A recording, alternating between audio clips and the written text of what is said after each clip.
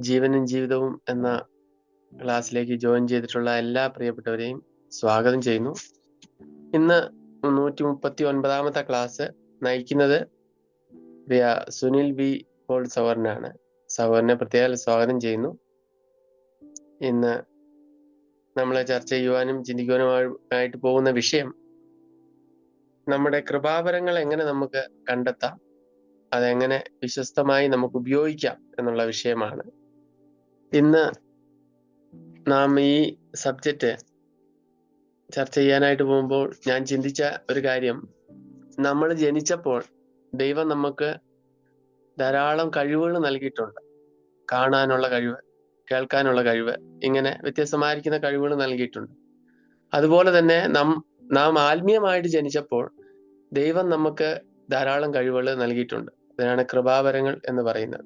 എന്നാൽ അനേക ദൈവമക്കളും ഈ കാര്യങ്ങളെ തിരിച്ചറിയാതെ കൃപാവരങ്ങള് വേണ്ട രീതിയിൽ ഉപയോഗിക്കുന്നില്ല എന്നുള്ള തിരിച്ചറിവ് ഈ ആത്മീയ നേതൃത്വത്തില് ഈ കാര്യങ്ങൾ ഈ ക്ലാസ് ഇങ്ങനെ അറേഞ്ച് ചെയ്യുന്ന ആൾക്കാർക്ക് ആ ഒരു ബോധ്യം വന്നതുകൊണ്ടായിരിക്കാം ഇങ്ങനെ ഒരു ടോപ്പിക് ഇന്ന് ചർച്ച ചെയ്യുവാനായിട്ട് എടുത്തത്. അതുകൊണ്ട് തന്നെ ഇന്ന് ഈ ക്ലാസ് ജോയിൻ ചെയ്തിട്ടുള്ള എല്ലാവർക്കും ഈ കാര്യത്തെക്കുറിച്ച് വ്യക്തമായിട്ടൊരു ബോധ്യം ഈ ക്ലാസ്സിലൂടെ വരട്ടെ. വരും ദിവസങ്ങളിൽ വളരെ വിശ്വസ്തമായിട്ട് കൃപാവരങ്ങൾ ഉപയോഗിക്കുവാൻ ഇടവരട്ടെ എന്ന് ഞാൻ ആഗ്രഹിക്കുന്നു. പ്രിയ സഹോദരനെ ഞാൻ ക്ലാസ് കൈകാര്യം ചെയ്യുന്നതിനായിട്ട് ക്ഷണിക്കുന്നു. ദൈവനാമത്തിന് ഏറ്റവും മഹത്വം. ഇങ്ങനെ ഒരു പ്ലാറ്റ്ഫോമില് നിങ്ങളുടെ കൂടെ ആയിരിക്കാനായിട്ട് ദൈവം ഒരു അവസരം ഒരുക്കി. അതിന് ദൈവം ഒരുക്കിയ അവസരത്തിന് ദൈവത്തിന് നന്ദി പറയുന്നു. സഹോദരന്മാരെ ദൈവം അതിനായിട്ട് ഉപയോഗിച്ചു. അത് ക്ഷണിച്ചതിനൊക്കെ പ്രത്യേകം ദൈവത്തോട് നന്ദിയും ഒക്കെ അറിയിക്കുന്നു. വളരെ പ്രധാനപ്പെട്ട ഒരു വിഷയമാണ് നമ്മളുടെ പഠനത്തിന് വേണ്ടി ഇന്ന് സഹോദരന്മാര് എന്നെ ഏൽപ്പിച്ചിരിക്കുന്നത്. കൃപാവരങ്ങൾ എങ്ങനെ കണ്ടെത്താം, അതെങ്ങനെ പ്രയോജനപ്പെടുത്താം. അതൊരു വലിയ വിഷയത്തിന്റെ ഇടയ്ക്കു നിന്നാണ് തുടങ്ങുന്നത്.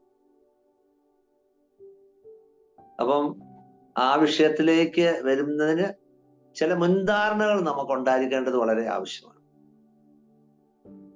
കൃപാവരങ്ങളെ കുറിച്ചൊക്കെ അറിയാവുന്നവരായിരിക്കും എന്നെ കേൾക്കുന്ന എല്ലാവരും തന്നെ, അറിയത്തില്ലാത്തവരും ഉണ്ടായേക്കാം. എങ്കിലും കൃപാവരങ്ങളെ സംബന്ധിച്ചുള്ള ദൈവവചനം പറയുന്ന മുൻധാരണകൾ അതും വെച്ചുകൊണ്ട് മാത്രമേ നമുക്ക് കൃപാവരങ്ങൾ കണ്ടെത്താനായിട്ട് കഴിയും. കണ്ടെത്തിയ കൃപാവരങ്ങൾ എങ്ങനെ പ്രയോജനപ്പെടുത്താം, വരുന്ന നിമിഷങ്ങളിൽ കർത്താവ് അനുവദിക്കുന്നതനുസരിച്ച് ഈ വിഷയങ്ങളെ നമുക്ക് ഒരുമിച്ച് ചിന്തിക്കാം. ദൈവം പാപിയെ രക്ഷിക്കുന്നു. രക്ഷിച്ച പാപികളെ കർത്താവ് എന്തിനോടാ സഭയോടാണ് ചേർക്കുന്നത്. ഈ കർത്താവിന്റെ സഭ എങ്ങനെയാണ് പ്രവർത്തിക്കുന്നത് എന്ന് ചിന്തിക്കുമ്പോൾ ഞാൻ ഈ വിഷയത്തെക്കുറിച്ച് നമ്മൾ പലവട്ടം ചിന്തിച്ചിട്ടുണ്ട്, പഠിച്ചിട്ടുണ്ടെങ്കിലും ഇപ്പം നിങ്ങളോട് സംസാരിക്കാനായിട്ട് ഞാൻ ഒന്നുകൂടെ ഒക്കെ ഇങ്ങനെ നോക്കിയപ്പോൾ ഞാനത് മനസ്സിലാക്കിയ ഒരു കാര്യം, കർത്താവിന്റെ സഭയ്ക്ക് പ്രവർത്തിക്കണമെങ്കിൽ ആളുകളുടെ കഴിവും കൃപാവരവും വളരെ അത്യാവശ്യമാണ്. മനുഷ്യരെ ആണല്ലോ കർത്താവ് രക്ഷിച്ചത്, വസ്തുക്കളെ അല്ലല്ലോ. അപ്പം കർത്താവ് രക്ഷിച്ച ആളുകളെ സഭയോട് ചേർന്നു.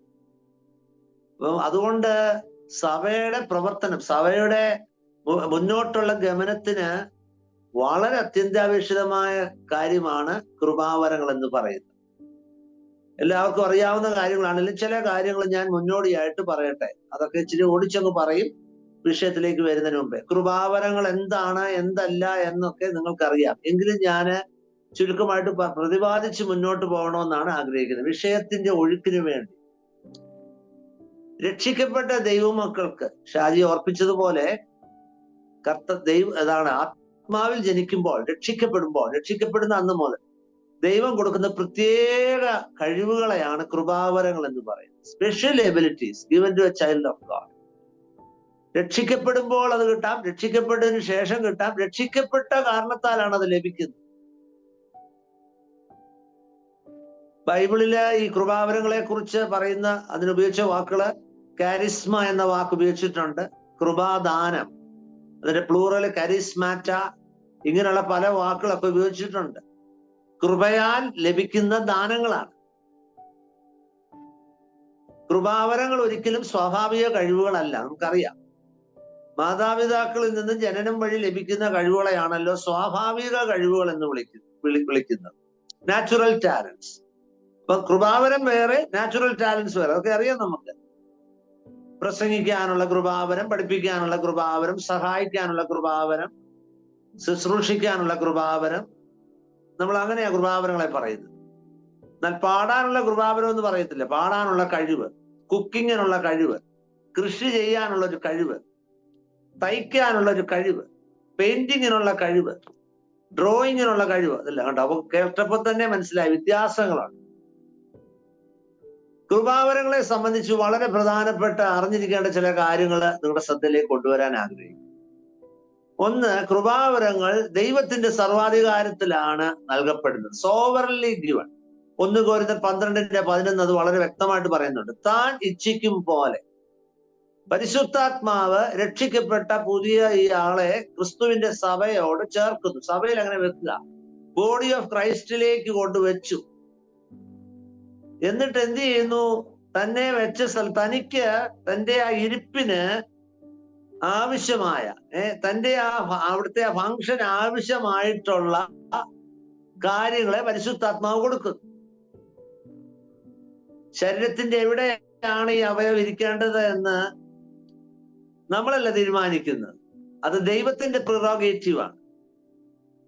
ദൈവത്തിന്റെ സർവാധികാരത്തിലാണ് ദൈവം ഈ കൃപാവരങ്ങളെ ആളുകൾക്ക് നൽകുന്നത്.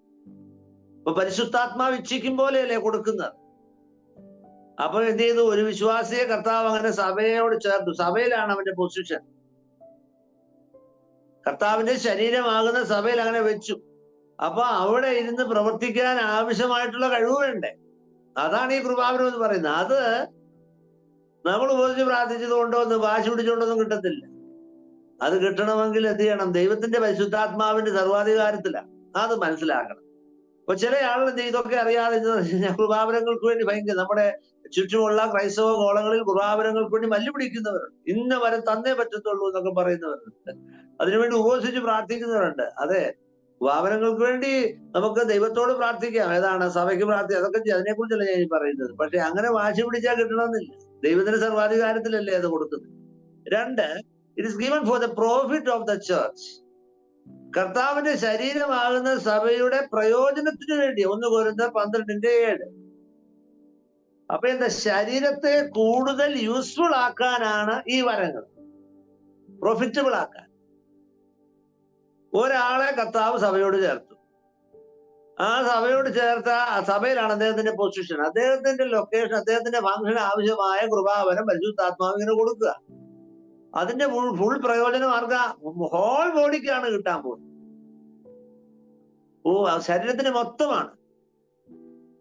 മനുഷ്യ ശരീരത്തിൽ ഒരു അനാവശ്യമായ ഒരു അവയവം ഇല്ലല്ലോ, അല്ലേ? നമുക്കതറിയാം. ഇതുപോലെ തന്നെയാണ് യേശുക്രിസ്തുവിന്റെ ശരീരമാകുന്ന സഭയിൽ പ്രയോജനമില്ലാത്ത യൂസ്ലെസ് ആയിട്ടുള്ള ഒരു വിശ്വാസിയും. എല്ലാ വിശ്വാസിയും കർത്താവ് രക്ഷിക്കപ്പെട്ടവരല്ല സഭയുടെ ഭാഗം. എല്ലാരെയും സഭയോട് ചേർത്തിരിക്കുന്നു, എല്ലാവർക്കും കൃപാവരം കൊടുത്തിരിക്കുന്നു. അപ്പൊ പിന്നെ അങ്ങനെ പ്രയോജനമില്ലാത്തവരാകുന്നത്. ഞാൻ അതിനെക്കുറിച്ച് വായിച്ചപ്പിങ്ങനെ കണ്ടു. നമ്മുടെ രക്ഷയും ആത്മസ്നാനവും ഒക്കെ അതെ ജസ്റ്റ് ഇങ്ങനെ സ്വർഗത്തിൽ പോകാൻ വേണ്ടി, അതാണ് രക്ഷിക്കാൻ വേണ്ടിയുള്ള ഒരു പരിപാടിയായിട്ട് മാത്രം നാം കാണരുത്. കർത്താവിന്റെ ശരീരമാകുന്ന സഭയുടെ പ്രയോജനത്തിന് വേണ്ടിയുള്ള വലിയൊരു കാര്യപരിപാടിയാണ് ഈ രക്ഷയും ആത്മസ്നാനവും എന്നൊക്കെ പറയുന്നത്. അതുകൊണ്ട് ഒരാൾ രക്ഷിക്കപ്പെട്ടു, ദൈവം അവന് കൃപാവരം കൊടുക്കുന്നു. അതിന്റെ ഫലമായിട്ട് ബോഡി ഓഫ് ക്രൈസ്റ്റ് സ്ട്രോങ്ങർ ആകുക. അങ്ങനെ എന്ത് ചെയ്യുന്നു? അതിന് ആവശ്യമായിട്ടുള്ള കൃപാവരം പരിശുദ്ധാത്മാവ് നൽകും. 3, gifts are to be desired. 1 കൊരിന്ത്യർ 12:31 പറയുന്നുണ്ട്, ശ്രേഷ്ഠവരങ്ങളെ വാഞ്ചിപ്പീൻ. അതാണ്. ഇപ്പം ഒരു വരം ഉണ്ടെന്ന് മനസ്സിലായി. വരങ്ങൾക്ക് വേണ്ടി ആഗ്രഹിക്കാം, തെറ്റുന്നില്ല. പ്രാർത്ഥിക്കാം വരങ്ങൾക്ക് വേണ്ടി.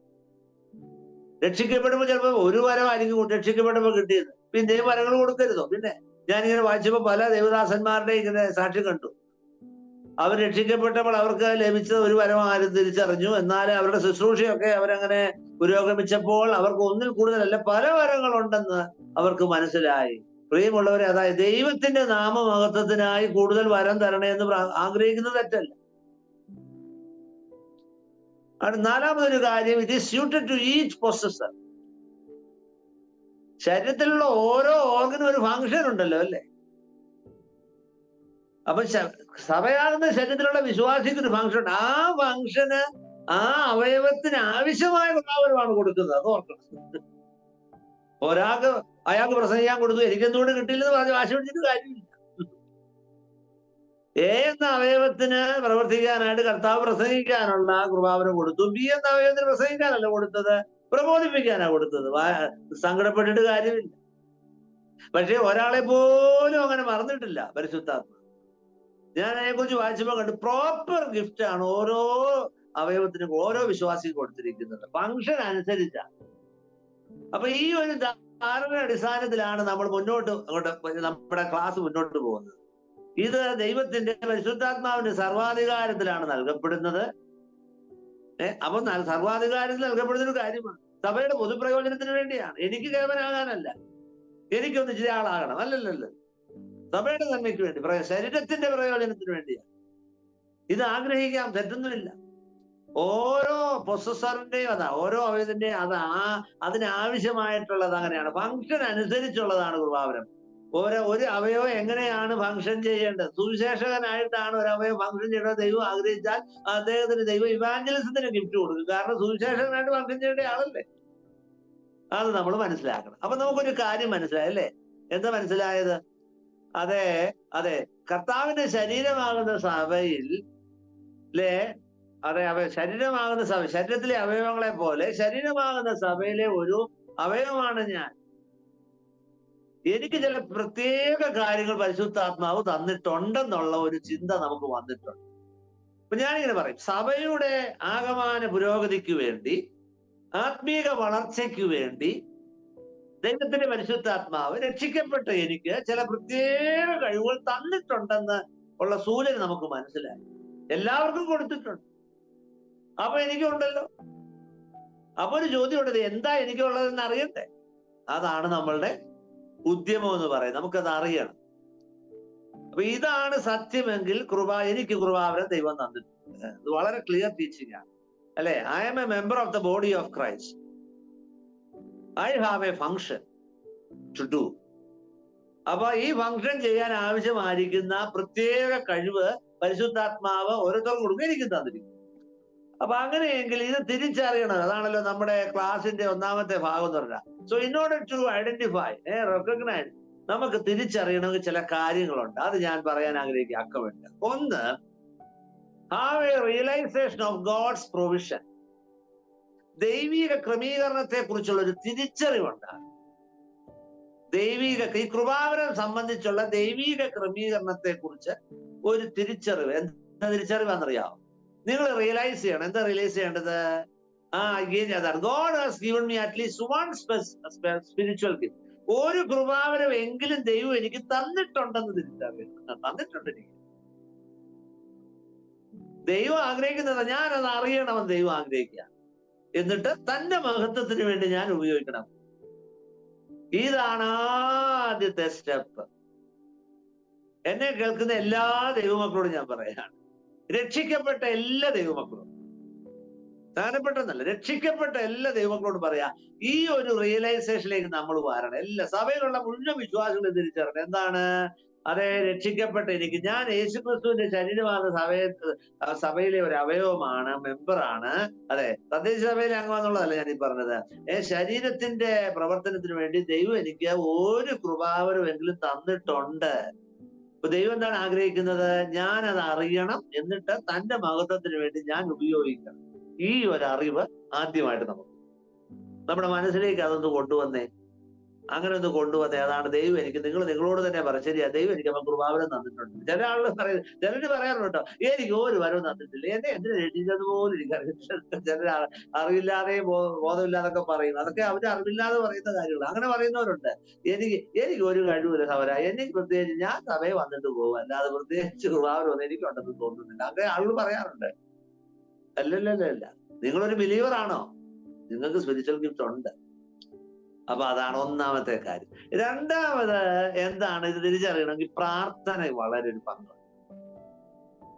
A careful and thoughtful prayer on your part.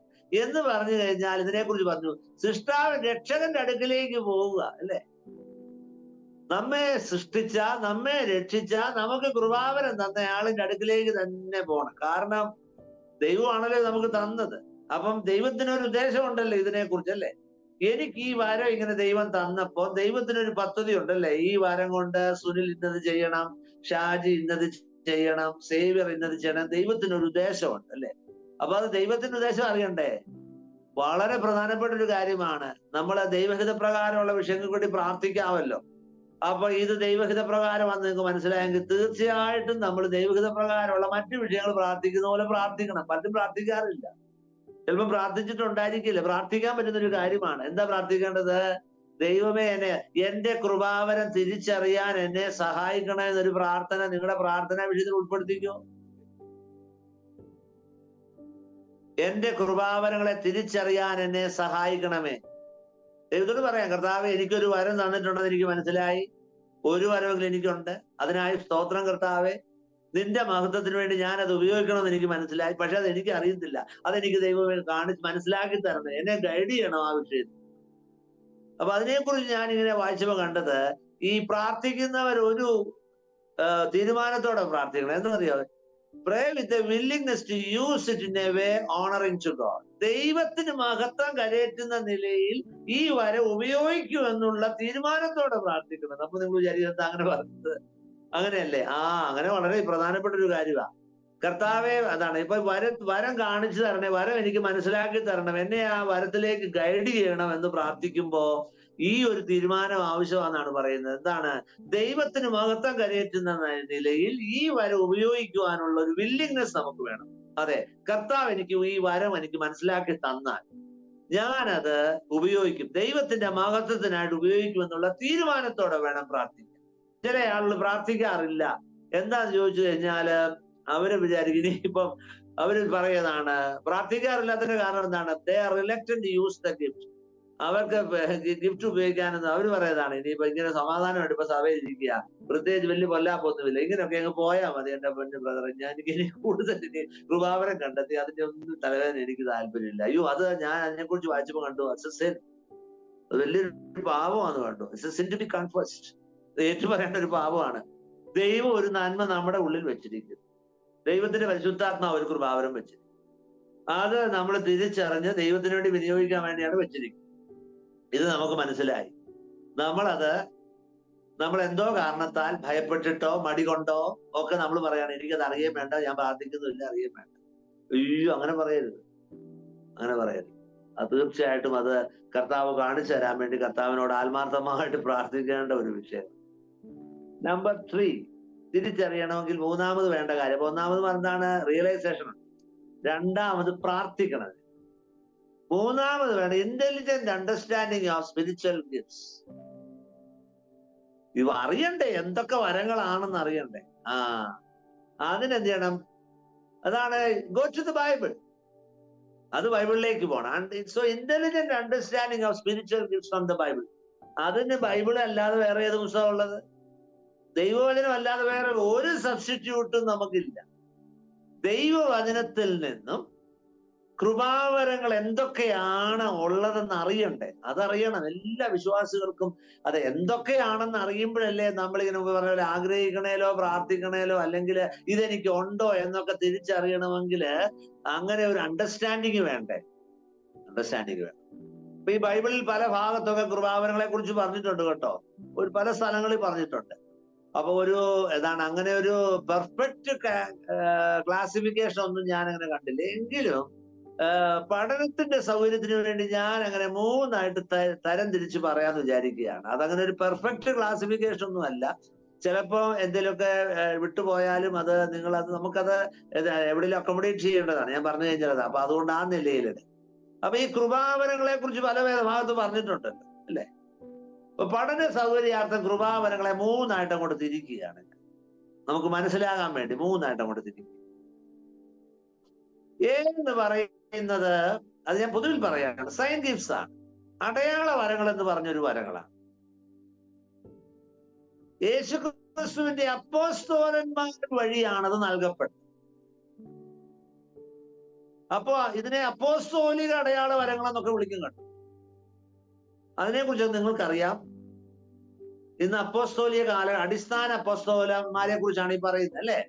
യേശു ക്രിസ്തുവിന്റെ അടിസ്ഥാന അപ്പോസ്തോലന്മാരെ കർത്താവ് അയച്ചപ്പോൾ ഓതന്റിക്കേഷൻ ആൻഡ് അറ്റസ്റ്റേഷൻ, ഇവരെ കർത്താവ് അയച്ചതാണെന്ന് തിരിച്ചറിയേണ്ടതിനും ഇവര് പ്രസംഗിക്കുന്ന ദൈവവചനമാണെന്ന് ഉറപ്പിക്കുന്നതിനും വേണ്ടി ദൈവം ചില വരങ്ങൾ കൊടുത്തു. അതിനെ വിളിക്കുന്ന പേരാണ് അടയാള വരങ്ങൾ. അത് കൊടുത്തു. ഇന്ന് അപ്പോസ്തോലിക കാലഘട്ടമല്ല, അടിസ്ഥാന അപ്പോസ്തോലന്മാർ ഇന്നില്ല എന്ന് നമ്മൾ വിശ്വസിക്കുന്നവരാണ്. അതുകൊണ്ട് അത് കൊടുക്കാനുള്ള മുഖാന്തരം ഇല്ലല്ലോ. അതുകൊണ്ട് അടയാള വരങ്ങൾ ഇന്ന് ഓപ്പറേറ്റ് ചെയ്യുന്നില്ല. 4 അടയാള വരങ്ങളാണല്ലോ: രോഗശാന്തി വരം, അതെ, ഭാഷാവരം, വീര്യപ്രവൃത്തികൾ, ഭൂതശാന്തി വരം. അപ്പൊ അതങ്ങനെ പറഞ്ഞാൽ നിങ്ങൾക്ക് അറിയാവുന്നതാണ്. അതിനെക്കുറിച്ചുള്ള ഇതല്ല. ഇന്ന് നിലനിൽക്കുന്ന വരങ്ങളെ കുറിച്ചാണ് കൂടുതൽ പറയാൻ ഞാൻ ആഗ്രഹിക്കുന്നത്. പക്ഷെ അതറിയണം. അത് അടയാള വരങ്ങൾ എന്നൊരു കൂട്ടം വരങ്ങളുണ്ട്. അപ്പോസ്തോലിക അടയാള വരങ്ങൾ, യേശുക്രിസ്തുവിന്റെ അപ്പോസ്തോലന്മാർ വഴി നൽകപ്പെട്ട വരങ്ങൾ. അപ്പോസ്തോലന്മാരെ അങ്ങനെ അയച്ചപ്പോൾ അവരെ തിരിച്ചറിയുവാനും അവർ പ്രസംഗിക്കുന്നത് വചനമാണെന്ന് ഉറപ്പിക്കുന്നതിനും വേണ്ടി കൊടുത്ത പ്രത്യേക കഴിവുകൾ. അത് അപ്പോസ്തോലന്റെ ലക്ഷണമാണ്. യേശുക്രിസ്തുവിന്റെ അപ്പോസ്തോലന്മാർക്ക് അതുണ്ടായിരുന്നു.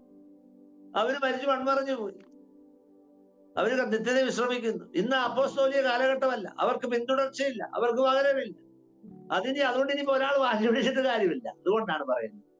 അപ്പൊ ഈ 7 പറയുന്നത് ഇന്ന് നിലനിൽക്കുന്ന വരങ്ങളല്ല. എന്നാൽ ദൈവം പ്രവർത്തിക്കുന്ന മുഖാന്തരമുണ്ട് കേട്ടോ. അപ്പൊ ആളുകൾ ചോദിക്കും, അതാണ് അങ്ങനെ ഇല്ല, പിന്നെ ദൈവം സൗഖ്യം തരത്തില്ലേ? അയ്യോ, ദൈവത്തിന് രോഗത്തെ സൗഖ്യമാക്കാൻ ഏത് കാലത്തും കഴിയും. ദൈവം അത്ഭുതങ്ങളെ പ്രവർത്തിക്കുന്നവനാണ്. ദൈവം ഭൂതത്തെ ശാസിക്കുന്നവനാണ്. പക്ഷേ ഈ മുഖാന്തരം അങ്ങ് മാറി. ദൈവമക്കളുടെ പ്രാർത്ഥനയാല്, കരുണയാല് സഭ ശ്രദ്ധയോടെ പ്രാർത്ഥിക്കുമ്പോൾ ദൈവം പ്രാർത്ഥന കേട്ട് രോഗികൾക്ക് വിടുതൽ കൊടുക്കുന്നില്ലേ? നമ്മൾ എന്തോരം രോഗികൾക്ക് വേണ്ടി പ്രാർത്ഥിക്കുന്നത് ഈ ഗ്രൂപ്പിലൊക്കെ വരത്തില്ലേ? രോഗികൾക്ക് എന്തൊരു അതിശയം!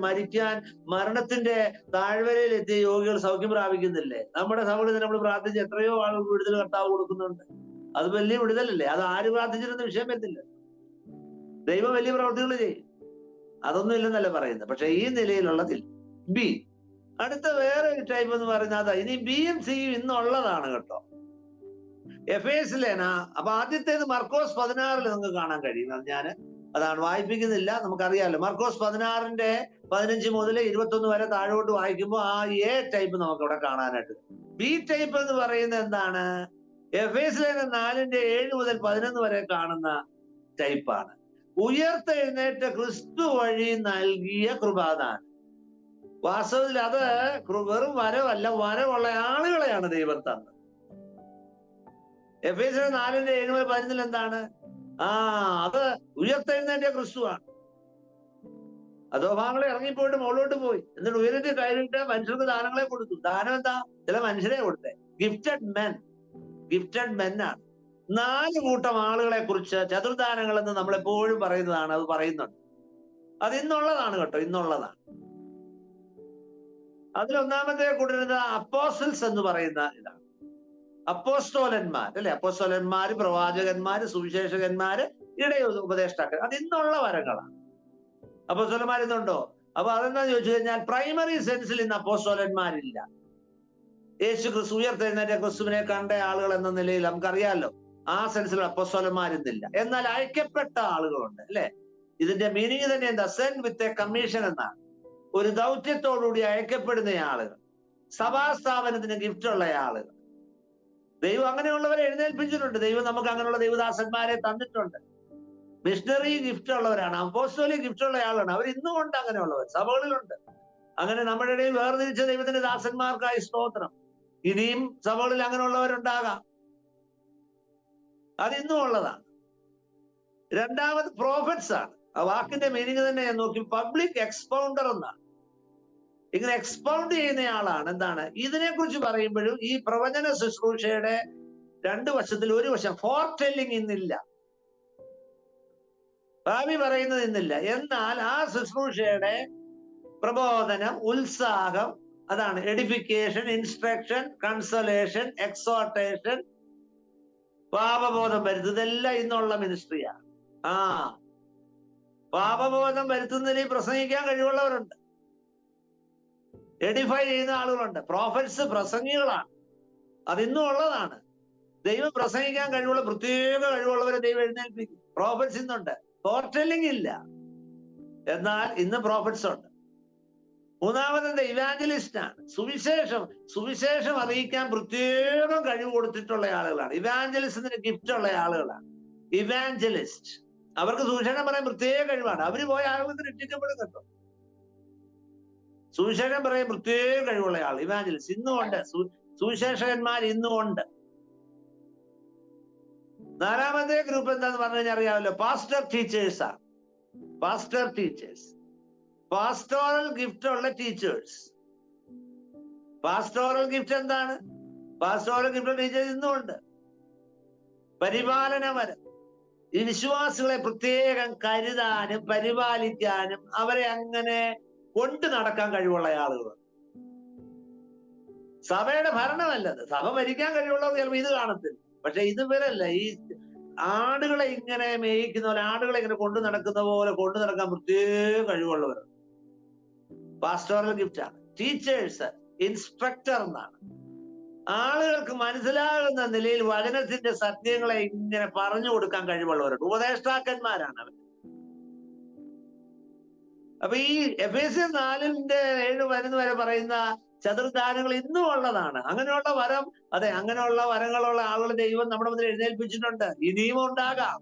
എന്നെ കേൾക്കുന്ന അതാ. അപ്പൊ അതുകൊണ്ട് നമ്മൾ ഇതിലൊക്കെ ഓപ്പൺ ആയിട്ട് നിൽക്കേണ്ട കാര്യങ്ങളാണ്. അപ്പൊ അത് ഉണ്ടെന്നുള്ള തിരിച്ചറിവ് വേണമല്ലോ.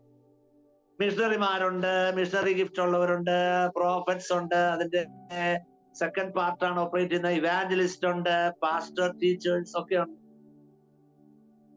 മൂന്നാമത് പറഞ്ഞ ഇതിലൊന്നും പെടാത്ത കുറെ വരങ്ങളെ കുറിച്ച് റോമാലേഖനം 12-ലും 1 Corinthians 12-ലും ഒക്കെ പറയുന്നുണ്ട്. ഞാൻ അതിങ്ങനെ നിങ്ങളോട് അങ്ങനെ അക്കമിട്ട് പറയാനായിട്ട് ആഗ്രഹിക്കുകയാണ്. ഞാൻ പറഞ്ഞില്ലേ, അതങ്ങനെ നമുക്കങ്ങനെ ഇതിന്റെ ഒരു കോംപ്രിഹെൻസീവ് ലിസ്റ്റ് ഒക്കെ ഉണ്ടാക്കി അങ്ങനെ അല്ലാതാണ്. അപ്പൊ പറയുമ്പോഴത്തേനും ചിലപ്പോൾ അങ്ങോട്ടും ഇങ്ങോട്ടൊക്കെ മാറിയാലും നിങ്ങൾ സമയം ക്ഷമിക്കുക. നമ്മൾ ഈ വേദഭാഗമൊക്കെ ഇങ്ങനെ വായിക്കുമ്പോൾ അതിനകത്ത് പറഞ്ഞിരിക്കുന്ന കുറെ വരങ്ങളെ കുറിച്ച് ഞാൻ പറയാനാണ് ആഗ്രഹിക്കുന്നത്. ജ്ഞാനത്തെ കുറിച്ച് പറഞ്ഞിട്ടുണ്ട്. അതെ, എന്താണ്? എബിലിറ്റി ടു, അതെ, എബിലിറ്റി യൂസ് നോളജ്, അറിവ് പ്രത്യേകം പ്രയോഗത്തിൽ വരുത്താൻ കഴിവുള്ള ആളുകൾ. ജ്ഞാനം, ചിലർക്ക് ജ്ഞാനത്തിന്റെ എന്നാ പറഞ്ഞു. Ability to make correct decisions on the basis of knowledge. അറിവല്ല, അറിവ് പഠിച്ചൊക്കെ കിട്ടും. അപ്പൊ ജ്ഞാനമുണ്ട്. ശരി, അങ്ങനെയുള്ളവർ നമുക്കറിയാം. എല്ലാവർക്കും അറിവ് പ്രയോഗത്തിൽ വരുത്താനുള്ള കഴിവില്ലല്ലോ. നമ്മൾ തന്നെ നോക്കുമ്പോൾ അറിയാം, നമ്മുടെയൊക്കെ ജീവിതങ്ങൾ തന്നെ ഇതാണ്. പക്ഷെ അങ്ങനെ പ്രത്യേക കഴിവ് കൊടുത്തിട്ടുണ്ട്. അത് ദൈവത്തിന്റെ ആത്മാവ് പ്രത്യേകമായിട്ട് കൊടുക്കുന്ന. അതുപോലെ നോളജ്, പരിജ്ഞാനത്തിന്റെ, സ്പിരിച്വൽ ഇൻഫോർമേഷൻ എന്നാണ്. Capacity for learning and remembering truths. പഠിക്കാനും അത് പ്രത്യേകം, അതിങ്ങനെ ഈ അറിവ് ഇങ്ങനെ എന്താണ്, ദൈവവചനത്തിന് അറിവ് പ്രത്യേകം നേടാനായിട്ട് കഴിവുള്ള ചില ആളുകളുണ്ട്. അത് പഠിക്കാൻ ഒരു പ്രത്യേക കഴിവ്, അതങ്ങനെ ട്രൂത്ത്സ് ഒക്കെ ഓർത്തിരിക്കാനുള്ള. ശരിയാ, അത് എല്ലാവർക്കും ഇല്ലല്ലോ. വേറൊരു വരത്തെ കുറിച്ച് അവിടെ കാണുന്നുണ്ട്, ഫെയ്ത്തിനെ കുറിച്ച് കാണുന്നുണ്ട്. അതെന്താ? അത് മറ്റേ, അതെ, എന്താണ് ഈ ഫെയ്ത്ത് പറയുമ്പോൾ 2 തരം ഫെയ്ത്തിനെ കുറിച്ച് മനസ്സിലാക്കും. അതാണ് ഗ്രേസ് ഓഫ് ഫെയ്ത്ത് ഉണ്ട്, ഗിഫ്റ്റ് ഓഫ് ഫെയ്ത്തും ഉണ്ട്. രക്ഷിക്കപ്പെട്ട എല്ലാവർക്കും വിശ്വാസം രക്ഷിക്കപ്പെട്ടത്, അതിനെ കുറിച്ചല്ലേ പറയും. വിശ്വാസം എന്ന മരം ഉണ്ടെന്നതിനെ കുറിച്ച് പറഞ്ഞിട്ടുണ്ട്.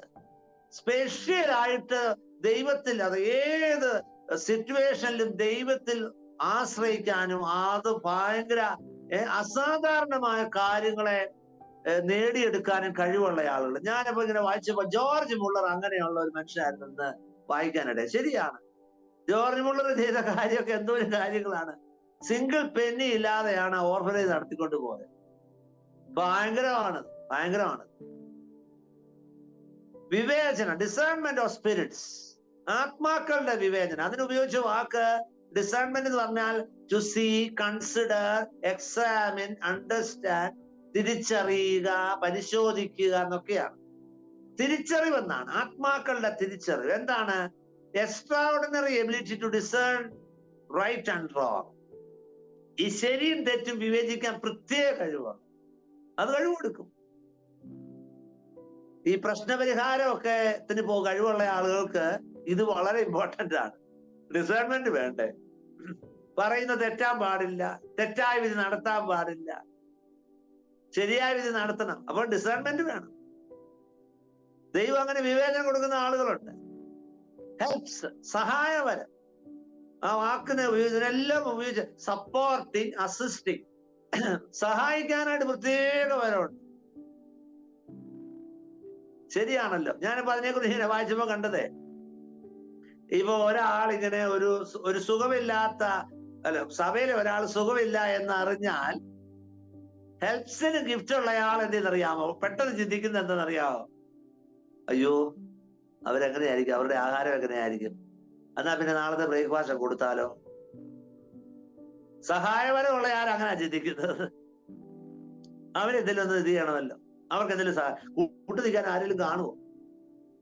ചിലരെന്ത് കേട്ടാൽ പറയും നമുക്ക് പ്രാർത്ഥിക്കാമെന്ന് പറയും. തെറ്റൊന്നുമല്ലോ കേട്ടോ അങ്ങനെ പറയുന്നു. പക്ഷെ ഈ വരവുള്ള ആളെന്തെന്ന് ചോദിച്ചു കഴിഞ്ഞാൽ അദ്ദേഹം പറയുന്നതാണ്, നമുക്ക് കൂട്ടു നിൽക്കാനാണ്. ഉടനെ വിളിക്കും, ബ്രദറെ ആരെങ്കിലും ഉണ്ടോ കൂട്ടു നിൽക്കാനായിട്ട്?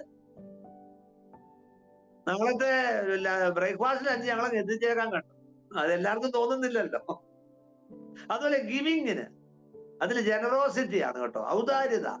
ഈ നമ്മളിങ്ങനെ എന്താണ് ചിട്ടയോടെ കൂടി സ്വതന്ത്രകാഴ്ച ഇടുന്നതിനെ കുറിച്ചല്ല ഈ പറയും. ഗിവിങ്ങിന് ഗിഫ്റ്റ് ഉള്ളവരുണ്ട്, കൊടുക്കാനായിട്ട്. ഈ കൊടുക്കാൻ ഗിഫ്റ്റ് ഉള്ള ആളുകൾ ഇങ്ങനെ നോക്കിക്കൊണ്ടിരിക്കുക, എവിടെ കൊടുക്കണം. അപ്പൊ അവർക്ക് ആർക്കെങ്കിലും ഒക്കെ ഇങ്ങനെ പ്രയാസമുണ്ട്, ഭാരമുണ്ടെന്ന് അറിയുമ്പോൾ പെട്ടെന്ന് അവർ ക്ലിക്ക് ആയതാണ്, എന്തെങ്കിലും കൊടുക്കും. അങ്ങനെ വരവില്ലാത്ത ആളുകൾക്ക് അങ്ങനെ തോന്നത്തില്ല. അവർ ഞായറാഴ്ച സ്വതന്ത്രകാഴ്ച എടുക്കുമ്പോൾ കൊണ്ടിട്ട് അവർ മാറ്റി വെച്ചിട്ടുണ്ട്, ആലയത്തിന് വെച്ചത് അവർ കൊണ്ടിട്ട് വേലയ്ക്ക് കൊടുക്കും, പ്രവൃത്തിക്ക് കൊടുക്കും, അത് കൊടുക്കും. അതൊന്നും തെറ്റ് വരത്തില്ല. ഈ വരവുള്ള ആളുകൾ അങ്ങനെയല്ല, അവര് കണക്കിനപ്പുറത്തേക്കാണ് അവർ ചെയ്യുന്നത്. അവര് ലീഗലിസ്റ്റിക് അല്ല. അവര് ഇതിക്ക് എന്താണ്, എന്തെങ്കിലും സഹായിക്കണമല്ലോ, അയ്യോ ആ ബ്രദറിനെ കാണാൻ പോകണം, എന്തെങ്കിലും സഹായിച്ചിട്ട് എങ്ങനെ ശരിയാകും, സഹായിക്കട്ടെ എന്തെങ്കിലും നമുക്ക്, അങ്ങനെ ചെയ്യും. അടുത്തത് ഭരണം, ഗവൺമെന്റ്, അഡ്മിനിസ്ട്രേഷൻ, ആ വരവാണ്. അപ്പൊ അതിനുപയോഗിച്ച വാക്കെന്ന് പറഞ്ഞാൽ സ്റ്റിയറിംഗ്, പൈലറ്റിംഗ്, ഡയറക്റ്റിംഗ് എന്നൊക്കെയുള്ള വാക്കാണ് അതിന്റെ മീനിങ്. റൂട്ട് വേർഡിന്റെ അതിന്റെ ഗ്രീക്ക് വേർഡിന്റെ മീനിങ് ഞാൻ നോക്കിയത്. സ്റ്റിയറിംഗ് ചെയ്തിരിക്കുക, അങ്ങനെ ഡയറക്റ്റ് ചെയ്യുക, ശരിയാകട്ടോ. ഈ സഭയെ ലീഡിങ് അല്ല ഞാൻ പറഞ്ഞത്, അത് വേറെയാണ്. എന്ന് പറഞ്ഞ സഭയുടെ കാര്യങ്ങളെ നന്നായി നോക്കി നടത്താൻ, ഓർഗനൈസ് ചെയ്യാൻ ദൈവം കഴിവ് കൊടുത്ത ആളുകളുണ്ട്. എല്ലാവർക്കും അതില്ല, അങ്ങനെ കൊടുത്തവരുണ്ട്. അവർ ഭരണമൊക്കെ നന്നായിട്ടായിരിക്കും, സഭയുടെ കണക്കൊക്കെ നല്ല കൃത്യമായിട്ടായിരിക്കും. ടീക്കന്മാർ ചെയ്യുന്നതിനെ കുറിച്ചല്ല, ഈ വരം ടീക്കന്മാർ കൊണ്ടേ നല്ലതാ. അവരെന്ത് ചെയ്തെന്ന് വെച്ച് കഴിഞ്ഞാൽ വളരെ നന്നായിട്ട് ആ കാര്യങ്ങൾ എന്ത് ചെയ്ത് ഓർഗനൈസ് ചെയ്ത്, നമ്മൾ പറഞ്ഞില്ല എന്ത് നന്നായിട്ടാണ് ആ സഹോദരൻ ആ കാര്യം ചെയ്തത്. അദ്ദേഹത്തിന് അതിന് വരവുണ്ട്, അതുകൊണ്ടാ. ചിലപ്പോ നമ്മൾ ചെയ്താൽ ശരിയാകത്തില്ല, കാരണം നമുക്ക് ആ വരവില്ലല്ലോ, നമ്മൾ ചെയ്യുമായിരിക്കും. ലീഡർഷിപ്പിന്, നേതൃത്വം ഇതിനോട് ബന്ധപ്പെട്ട് തന്നെ പോകുന്നതാ. ആളുകളെ ലീഡ് ചെയ്യാനായിട്ട്, ലീഡ് ചെയ്യുമ്പോ ഞാൻ ശ്രദ്ധിച്ച ഒരു കാര്യം, എക്വിപ്പ് ചെയ്യും. അതാണ് ഡിക്റ്റേറ്റർ അല്ല കേട്ടോ, അതല്ല വരം എന്ന് പറഞ്ഞാൽ ഞാനാണ് ഇവിടുത്തെ, ഞാൻ പറഞ്ഞ എല്ലാവരും കേട്ടോണം, ഞാൻ എന്താ വേറെ ആരുമില്ല, അങ്ങനെയല്ല, അതല്ല. ഡിക്റ്റേറ്റർഷിപ്പ് അല്ല. ഈ ലീഡർഷിപ്പ് എന്ന് പറയുന്നത് caring leadership, A leading leadership, A protecting leadership. ഇങ്ങനെ ആളുകളെ കരുതുന്ന, ആളുകളെ മുന്നിൽ നടക്കുന്ന, അങ്ങനെയുണ്ട്. വേല എന്ന് പറഞ്ഞാൽ സൗരന്മാരെ പോകണ്ടേ എന്ന് പറഞ്ഞ് മുന്നിൽ ഇറങ്ങുവാണ്. അതാണ് വരവില്ലാത്തവര് പറയാം, ശരി നിങ്ങളെല്ലാം കൂടെ പോക്കോ, ഞങ്ങൾ വീട്ടിൽ പോകുന്നത്. വരവുള്ളവർ അങ്ങനെ ആയിരിക്കുന്നു. സഭയുടെ ഒരു കാര്യം പറയാം, നമുക്ക് ചെയ്യണ്ടേ, വേണം, സൗരന്മാരെ ക്യാമ്പിന് പോട്ടെ, ഇപ്രാവശ്യം പോണമല്ലോ, എന്ത് പറയുന്നു, സ്ഥലം പോണം കേട്ടോ, മുന്നിൽ നിന്ന് പറയാണ്. അപ്പൊ ആളുകൾക്ക് ഇനിയിപ്പോ നോ പറയാൻ പറ്റത്തില്ല. ഏത് വിഷയം എടുത്തു കഴിഞ്ഞാലും അങ്ങനെ ലീഡ് ചെയ്യാൻ, ആളുകളെ കൊണ്ടുപോകാനൊരു കഴിവാണ്. അവര് വളരും, മറ്റുള്ളവരെ വളർത്തും. അതുപോലെ ശുശ്രൂഷാവരം, മിനിസ്റ്ററി, ബലഹീനരും പ്രയാസം അനുഭവിക്കുന്നതൊക്കെ ആളുകൾക്കൊക്കെ എന്തേലും ശുശ്രൂഷ ചെയ്തു കൊടുക്കും. സഭയിലെ പാത്രം കഴിയാൻ ഇഷ്ടമൊന്നും വേണ്ട ഇവർക്ക്, അവരങ്ങ് പോയി നിൽക്കും, അവരങ്ങ് പോകും കഴുകാൻ വേണ്ടി. ഹോൾ അറേഞ്ച് ചെയ്യാൻ വേണ്ടി ലിസ്റ്റിൽ പേരൊന്നും വരണ്ട, അയ്യോ നമുക്കെല്ലാം കൂടെ അങ്ങ് ചെയ്യാന്ന് പറഞ്ഞ് ചെയ്യും. അത് വരവുണ്ട്, പരാതി പെറുകെറുപ്പൊന്നുമില്ല, ശുശ്രൂഷയാ. പലതരം ശുശ്രൂഷയാണല്ലോ. ഭൗതിക ശുശ്രൂഷയായിരിക്കും. അടുത്ത ആഴ്ച മീറ്റിംഗ് ഉണ്ട്, ഞങ്ങൾ എന്തെങ്കിലും കൊണ്ടുവന്നോളാം കണ്ടോ, ആദ്യമേ അങ്ങ് വോളണ്ടർ ചെയ്തു. ചിലരാണെങ്കിൽ ഇങ്ങനെ ലിസ്റ്റ് വരരുതേന്ന് ഓർത്തായിരിക്കും ഇരുന്നത്. ഈ ആഴ്ച നീ ഒന്ന് ഫ്രീ ആകാന്ന് വിചാരിച്ച, ഒന്നും ഇല്ലാതിരുന്ന കൊള്ളായിരുന്നു. വരവുള്ളവർ അങ്ങനല്ല, ഏതേലും ഒന്നും ഉണ്ടെങ്കിൽ കൊള്ളാം, ഈ എന്തെങ്കിലും ഒന്ന് കൊണ്ടുപോകണല്ലോ സഭയിൽ. അയ്യോ അതായത് അവർ ചിന്തിക്കും, ശരിയാണ് നമ്മളെന്തെങ്കിലും കൊണ്ടുപോകല്ലേ, ആ സിസ്റ്റർ തന്നെ കഷ്ടപ്പെടേണ്ടി വരത്തില്ലേ, എന്തെങ്കിലും നമുക്കൊന്ന് കൊണ്ടുപോയാലോ. ശുശ്രൂഷാപരമാ, അതാണ് പറഞ്ഞു ചെയ്യിപ്പിക്കണ്ട, തന്നെ ചെയ്തോളൂ. മാത്രമേ സഭ ഹോളിന്റെ പരിസരം തൂക്കുക, സൗരങ്ങളെ നിങ്ങൾ തൂത്താട്ടെന്ന് പറഞ്ഞ് തൂക്കുന്നവരുണ്ട്. തെറ്റൊന്നും അല്ല, അവർ നല്ല ശുശ്രൂഷ ചെയ്യുന്നത്. ഈ വരവുള്ളവർ അങ്ങനെയല്ല, അവർ കണ്ടറിഞ്ഞങ്ങോട്ട് തൂക്കാനായിട്ടാണ്. മേഴ്സി, കരുണയുടെ വരം. അവര് ഈ എന്തെങ്കിലും ഒരു സങ്കടങ്ങൾ കേൾക്കുമ്പോൾ ഹൃദയം വേദനിക്കുന്നതാണ് ഇവർക്ക്. ഇങ്ങനെ എന്നിട്ട് അവര് മനസ്സലിയുന്ന ഭയങ്കര മനസ്സലിവാണ്. കരുണയുടെ കരുണ. ആളുകൾക്കൊരു വേദന വന്നു കഴിഞ്ഞാൽ അവരുടെ അടുക്ക പോയി ഇരുന്ന് അവരെ ആശ്വസിപ്പിക്കാനൊക്കെ പ്രത്യേക കഴിവാണ്. അവരുടെ ഹൃദയം ഇങ്ങനെ വേദനിക്കുക, ദൈവമേ ആ ബ്രദറിന്റെ അവസ്ഥ വല്ലാതാണ്, ആ സിസ്റ്ററിനെ ആണല്ലോ. മറ്റു ചിലർ സഭയെ പ്രാർത്ഥിക്കും, അവരെ പോയി കണ്ടിട്ട് പോയി. പക്ഷെ ഇവർക്ക് അങ്ങനെയായിരുന്നു, ഭയങ്കര മനസ്സലിവാണ്. എൻകറേജ്മെന്റ്, പ്രബോധനം. പ്രബോധനം എന്താ ചോദിച്ചു കഴിഞ്ഞാൽ ആളുകളെ റിഫ്രഷ് ചെയ്യുന്ന ആളുകളാണ്, തണുപ്പിക്കും. ഭയങ്കര മനസ്സിനെ കലങ്ങിയിരിക്കുന്നത് പ്രബോധനപരമുള്ള ആളുകൾ വന്ന് അടുത്ത് നിന്നാ 5 മിനിറ്റ് എപ്പോ അവർ മറ്റൊരു ഉത്സാഹികളായി തീർന്ന് ചോദിച്ചാൽ മതി. പ്രബോധനപരമുള്ളവർക്ക് റിഫ്രഷ് ചെയ്യാൻ കഴിവുണ്ട്, തണുപ്പിക്കാൻ കഴിവാണ്. പ്രബോധനപരം ഇല്ലാത്തവർ അടുത്ത് വന്നിരുന്നാൽ ചിലപ്പോൾ വളരെ സങ്കടം നമുക്കുണ്ടാകും. അവരെന്തെങ്കിലും കുത്തി പറഞ്ഞിട്ട് പോകും. പ്രബോധനപരമുള്ളവരാകുമ്പോൾ അങ്ങനെയല്ല, അവരങ്ങനെ പറയത്തൊന്നുമില്ല. അവര് വളരെ മൃദുവായ, എങ്ങനെയല്ലേ, മൃദുവായ ഉത്തരം വളരെ മൃദുവായിട്ട് പറഞ്ഞിട്ട്, സാരമില്ല ബ്രദറെ, പ്രയാസപ്പെടണ്ട, സിസ്റ്റർ പ്രയാസപ്പെടണ്ട, ഞങ്ങളൊക്കെ പ്രാർത്ഥിക്കുന്നില്ല, എന്തിനാ, കർത്താവില്ലേ നമുക്ക്. ശരിയാണ് എന്റെ പ്രിയമുള്ളവർ, ഇങ്ങനെയാണ് വരങ്ങൾ അങ്ങനെ പോവുകയാണ്. വരങ്ങളെ കുറിച്ച് അതാണ് പറഞ്ഞില്ലേ. അപ്പൊ ഞാൻ പറഞ്ഞല്ലോ പാസ്റ്റർ ഗിഫ്റ്റ്. അപ്പൊ ഇങ്ങനെയുള്ള വരങ്ങളാണ്. ഇതൊക്കെ എങ്ങനെയാണ്, ഇതിന് പരിശുദ്ധാത്മാവും കൊടുക്കുക. ഞാൻ ആദ്യം പറഞ്ഞ 2 മുഖാന്തരം കണ്ടില്ലേ, അപ്പോസ്തലന്മാര് വഴി, രണ്ടാമത് ഉയർത്തെഴുന്നേറ്റ ക്രിസ്തു വഴി പരിശുദ്ധാത്മാവോട്. ഇത് മൂന്നാമത്തെ ഈ പറഞ്ഞത്, ഇതെല്ലാം പരിശുദ്ധാത്മാവ് ഓരോ അവയവത്തിനും ഫങ്ഷൻ ചെയ്യാൻ ആവശ്യമായ വരം അങ്ങോട്ട് കൊടുക്കുക. അപ്പൊ ഞാൻ പറഞ്ഞത് മൂന്നാമത് നിങ്ങൾക്ക് മനസ്സിലായി, intelligent understanding of spiritual gifts of the Bible. ബൈബിളിൽ നിന്ന് വരത്തെ കുറിച്ച് എന്തൊക്കെ പറഞ്ഞിട്ട് എന്തൊക്കെ വരമുണ്ടെന്ന് മനസ്സിലാകും. 4, knowledge of your self and your abilities. നിങ്ങളെ കുറിച്ച്, നിങ്ങളുടെ കഴിവുകളെ കുറിച്ച് നിങ്ങൾക്ക് ഒരു തിരിച്ചറിവുണ്ട്. ഞാൻ ഈ പറഞ്ഞതുണ്ടല്ലോ, നിങ്ങൾക്ക് ചിലപ്പോൾ ഇതൊന്നും അറിയത്തില്ലായിരിക്കും ഒരാൾക്ക്, സാരമില്ല. എന്താ ഞാൻ ഈ പറഞ്ഞത് പറയാം. അപ്പൊ നമ്മൾ അതിന്റെ ആ ക്രമത്തിൽ തന്നെ അത് മനസ്സിലാക്കണം. ബൈബിളിൽ നമുക്ക് മനസ്സിലായി വരമൊക്കെ ഉണ്ടെന്ന്. ഇനിയിപ്പോ നമുക്ക് അറിയണ്ടേ നമുക്ക് എന്താന്ന്. നമ്മളെ ഒന്ന് തിരിച്ചറിയണം. എന്താ തിരിച്ചറിയേണ്ടത്? നിങ്ങൾക്ക് ഏത് ശുശ്രൂഷ ചെയ്യുമ്പോഴാണ് ഏറ്റവും ഭാരം തോന്നുന്നത്, നിങ്ങൾ തിരിച്ചറിയണം. അതായത് നിങ്ങളെ കുറിച്ച് നിങ്ങൾ തിരിച്ചറിയണം. നിങ്ങളുടെ മനസ്സ് എപ്പോഴും സുശേഷം പറയണം. ആരോടെങ്കിലും പറയണം. ഇങ്ങനെ സുശേഷം പറയാൻ വേണ്ടി ആരോടെങ്കിലും പറയണം. ഇത് നിങ്ങളെ ഇങ്ങനെ അലട്ടിക്കൊണ്ടിരിക്കുക. ഇവാഞ്ചലിസം ഗിഫ്റ്റ് ഉണ്ടെന്നുള്ളതിന് സൂചനയാണ്. സഭയിൽ ഒരാൾ സുഖമില്ലാതെ കിടക്കുന്ന അറിവ് കിട്ടി.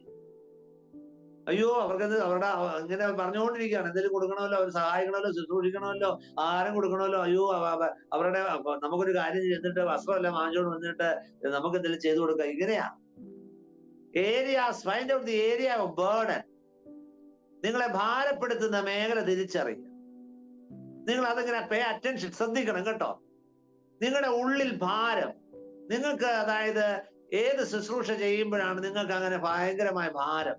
പക്ഷെ മാത്രമല്ല, ഈ കൃപാവരത്തോട് ബന്ധപ്പെട്ട ശുശ്രൂഷ ചെയ്ത് കഴിയുമ്പോൾ ഭയങ്കര ഒരു സുഖമാണെന്നാണ് പറയുന്നത്. Gifted person respond situation differently. സാഹചര്യങ്ങളോട് കൃപാവരമുള്ള ആളുകൾ ഓരോ നിലയിലാ. പറഞ്ഞില്ലേ, മനുഷ്യരെ കണ്ടു കഴിഞ്ഞാൽ ആത്മാക്കളെ കുറിച്ച് ഭാരം തോന്നുന്നത് സുവിശേഷകനെ തോന്നുന്നു. എന്തെങ്കിലും കൂട്ടായ്മ കൊടുക്കണമെന്ന് ഇങ്ങനെ ഭാരപ്പെട്ടുണ്ട്. ഞായറാഴ്ച തോതറാഴ്ചയെ കുറിച്ചല്ല. ആളുകൾക്ക് പ്രയാസവും ഭാരം ഉണ്ടെന്ന് കേൾക്കുമ്പോൾ കൂട്ടായ്മ കൊടുക്കണമെന്ന് ഭാരം തോന്നുന്നത് സഹായപരമുള്ള ആൾക്കാർ. ഗിവിങ്ങിന് ഗിഫ്റ്റ് ഉണ്ട്. ദൈവവചനത്തിലെ ചെറുതും വലുതുമായ സത്യങ്ങളെ നന്നായിട്ട് ആളുകൾക്ക് മനസ്സിലാകുന്ന നിലയിൽ പൊരുള് തിരിച്ചു കൊടുക്കാൻ നല്ലതാ. കൊച്ചു കുഞ്ഞിന് പോലും മനസ്സിലാകും. ഉപദേഷ്ടാവാണ്. ഇങ്ങനെ ഒരു മൂടോഫായിട്ട് സഭയിലേക്ക് വന്നത്. പക്ഷെ പ്രസംഗം കേട്ട് കഴിഞ്ഞപ്പോഴത്തേക്ക് നമ്മളങ്ങോട്ട് ചില്ലില്ലെന്ന് പോലായി. ഒരു ആവേശം നമുക്കങ്ങോട്ടായി. പ്രസംഗിയാ, ശരിയല്ലേ? എല്ലാരും പ്രസംഗം നമുക്കങ്ങനെ വരുന്നില്ല.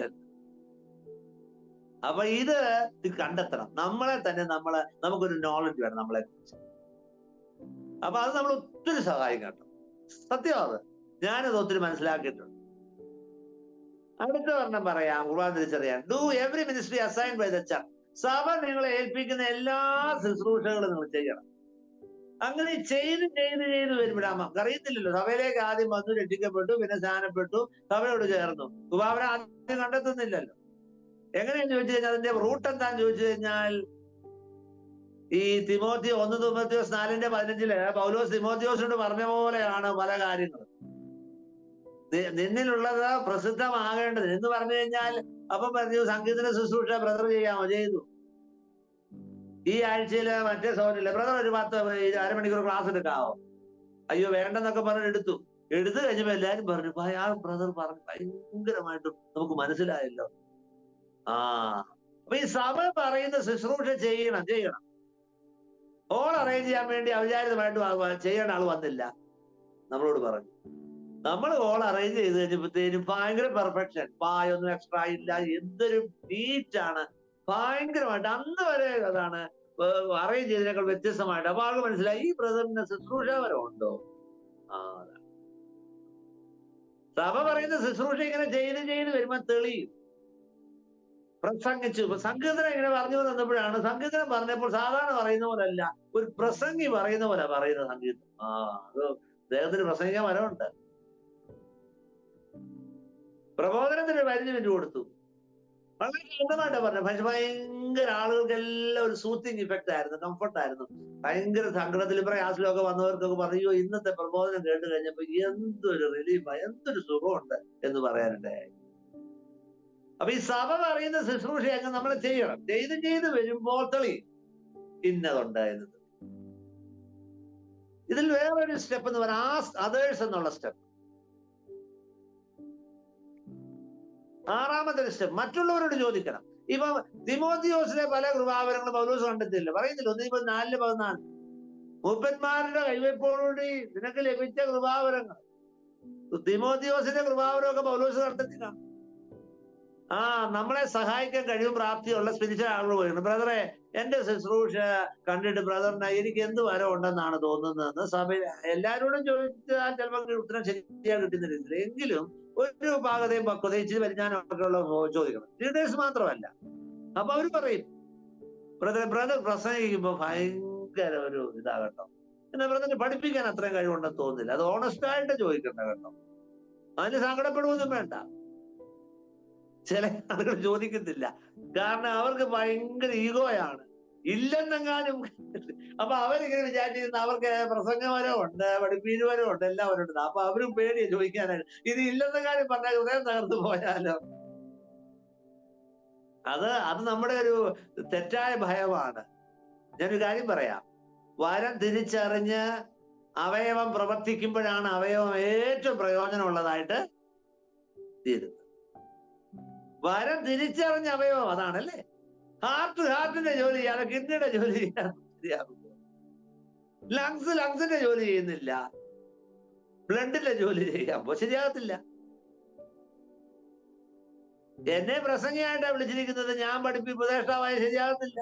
ചിലപ്പോ സഭയെ പറയുമ്പോ 15 ക്ലാസ് ഒക്കെ എടുക്കുന്നിരിക്കും, അത് പാപമൊന്നുമല്ല. പക്ഷെ വരം തിരിച്ചറിഞ്ഞ് വരണ്ടേ. Ask others. അപ്പൊ ദൈവം നമ്മൾ ഉപയോഗിക്കുവാനായിട്ട് ആഗ്രഹിക്കുന്നെങ്കിൽ, അതായത് നമ്മൾ ഇത് തിരിച്ചറിയാതെ, ഞാൻ അതിനെക്കുറിച്ച് വായിച്ചപ്പോ കണ്ടത്, കൃപാവരങ്ങൾ തിരിച്ചറിഞ്ഞ് അത് ദൈവത്തിന് സമർപ്പിക്കാതെ നമ്മളെ ദൈവം എങ്ങനെ ഉപയോഗിക്കും? ആദ്യം ഒന്നും അറിയില്ല, പക്ഷെ ഇതിന്റെ പ്രോസസ്സിൽ നമ്മളിങ്ങനെ എന്ത് ചെയ്തു, ഞാൻ ഈ പറഞ്ഞ പോലെയൊക്കെ നിങ്ങൾ തിരിച്ചറിയുകയാണ്. അങ്ങനെ തിരിച്ചറിയുമ്പോൾ എന്തോ ഒരു അനുഗ്രഹം എന്നറിയാം. ഒരു ഓപ്പൺനെസ് വേണം, റെഡിനെസ് വേണം. ആത്മനിറവുള്ള ഒരു മനുഷ്യൻ, യേശുക്രിസ്തുവിന്റെ കർത്തൃത്വത്തിന് കീഴ്പ്പെട്ട ഒരു മനുഷ്യൻ തീർച്ചയായിട്ടും തിരിച്ചറിയുമെന്ന ഒരു ദൈവദാസൻ അതിനെ കുറിച്ച് പറഞ്ഞു. കാരണം അദ്ദേഹം ദൈവത്തിന് ഏൽപ്പിച്ചു കൊടുത്തു, യേശുക്രിസ്തുവിന്റെ കർത്തൃത്വത്തിന് കീഴ്പ്പെട്ടിരിക്കുകയാണ്, പരിശുദ്ധാത്മാവിന്റെ കൺട്രോളിന് വിധേയപ്പെടാൻ മനസ്സാണ്. അദ്ദേഹം പറഞ്ഞു, എനിക്ക് കാണിച്ചു തരണം, നിന്റെ മഹത്വത്തിനായിട്ട് ഞാനത് ഉപയോഗിച്ചുകൊള്ളാം എന്ന് പറഞ്ഞുകൊണ്ടിരിക്കുകയാണ്. റെഡിനെസ് ആണ്. അപ്പം ദൈവം മനസ്സിലാക്കി കൊടുത്തു. സൗരന്മാരൊക്കെ പറഞ്ഞു, ബ്രദർ നല്ല ഇവാഞ്ചലിസ്റ്റ് ആണ്, ഇവാഞ്ചലിസ്റ്റ് ഗിഫ്റ്റ് ഉണ്ട് കേട്ടോ ബ്രദറിന്. ഒന്നിനല്ല, പല സൗരന്മാര് പറഞ്ഞു ഈ ബ്രദർ ഇവാഞ്ചലിസ്റ്റ് ഗിഫ്റ്റ് ഉണ്ടെന്ന് പറഞ്ഞു. ലീഡേഴ്സിന് ബോധ്യമായി. അപ്പൊ ആ സൗരൻ എന്ത് ചെയ്യണം? സഭയുടെ സുവിശേഷ പ്രവർത്തനത്തിൽ സജീവമായിട്ട് പറയണം, അടുത്ത ആഴ്ച മുതൽ സഭയുടെ വേലയ്ക്ക് എല്ലാ ആഴ്ചയും ഒരു ദിവസം ഞാൻ പോണം. അങ്ങനെ എന്ത് ചെയ്തു? ഇവാഞ്ചലിസം ഗിഫ്റ്റ് ഉണ്ടോ എന്ന് തിരിച്ചറിഞ്ഞിട്ട് പോയപ്പോഴത്തേനും അതങ്ങ് ശരിയായി വന്നു. അവസാന ഭാഗത്തേക്ക് പെട്ടെന്ന് വരാമല്ലോ. How to use it faithfully, എങ്ങനെ പ്രയോജനപ്പെടുത്തും. അപ്പോ എങ്ങനെ കണ്ടെത്താം എന്നുള്ളത് ഞാൻ 6 കാര്യങ്ങൾ പറഞ്ഞു. ഒരു റിയലൈസേഷനിൽ ദൈവിക ക്രമീകരണം തിരിച്ചറിയുക, പ്രാർത്ഥനയോടെ ദൈവത്തിന്റെ അടുക്കിലേക്ക് വരിക, ബൈബിളിൽ നിന്ന് ഇതിനെക്കുറിച്ച് ശരിയായി മനസ്സിലാക്കുക, നിങ്ങളെക്കുറിച്ചും നിങ്ങളുടെ ആ അറ്റൻഷൻ, നിങ്ങളുടെ അത് നിങ്ങൾ തിരിച്ചറിയുക, സഭ തരുന്ന ശുശ്രൂഷ ചെയ്തു തുടങ്ങുക, മറ്റുള്ളവരോട് ചോദിക്കുക. ഇതിനെ പ്രയോജനപ്പെടുത്തണ്ടേ? പ്രയോജനപ്പെടുത്തണം. ഒന്നാമത് പ്രയോജനപ്പെടണമെങ്കിൽ humbly and gratefully accept the gift God has given us, submit to him to be used by him. ദൈവം തന്ന കൃപാവരം സന്തോഷത്തോടും നന്ദിയോടും സ്വീകരിക്കും.